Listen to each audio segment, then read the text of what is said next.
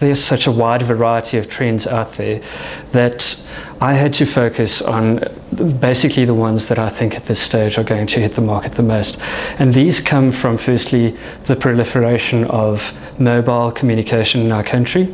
The second aspect, looking at the way in which digital is impacting on analog. And then thirdly, the way in which we're looking at sustainability in the design context and how that has trends and counter trends that work against each other. From mobile, we find that people tend to want to connect to brands more.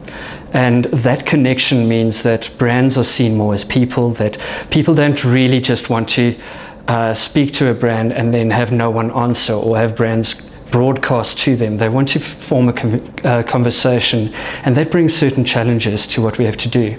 But at the same time, we also have to realize that mobile is bringing a very visual manner of communication to us.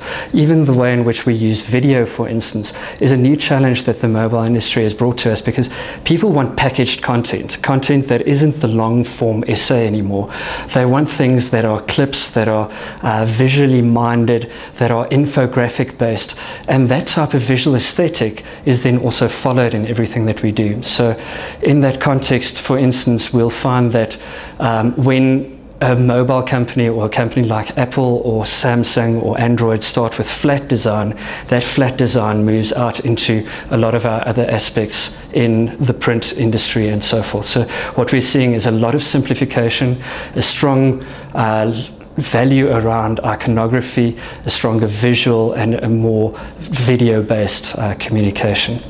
Another aspect that we find there is that the trend towards the digitalization has brought it along that we see social media, for instance, coming into the real world, if we put it that way.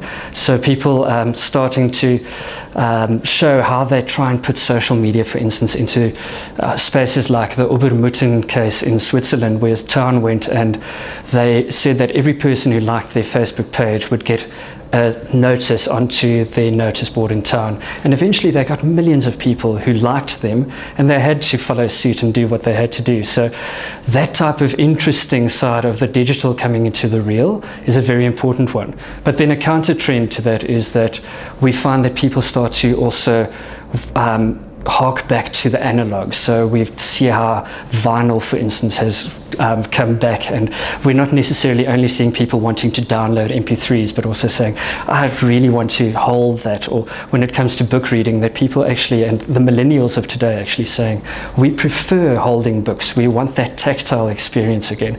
And I think that brings us into a new way of looking at what we're doing in design as well, is not just saying abandon whatever we've done in the past, but looking back to the traditional and saying, how can we bring it back in an interesting manner?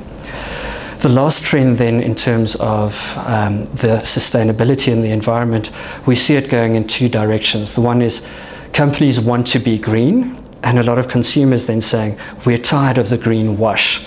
So I think within that there's an interesting tension. So as designers, we need to look at trends where we are able to say, when a company says that they're green, how do we package it in a green manner? So what are the printing techniques that we're using, such as soy-based inks, recycled paper, maybe even looking towards a single color printing process in which we have an actual impact on the environment, and not only working with a basis where we do high glossy UV spot varnish and say, oh, we're green companies. So within that context, how are we really being green in what we're doing in design?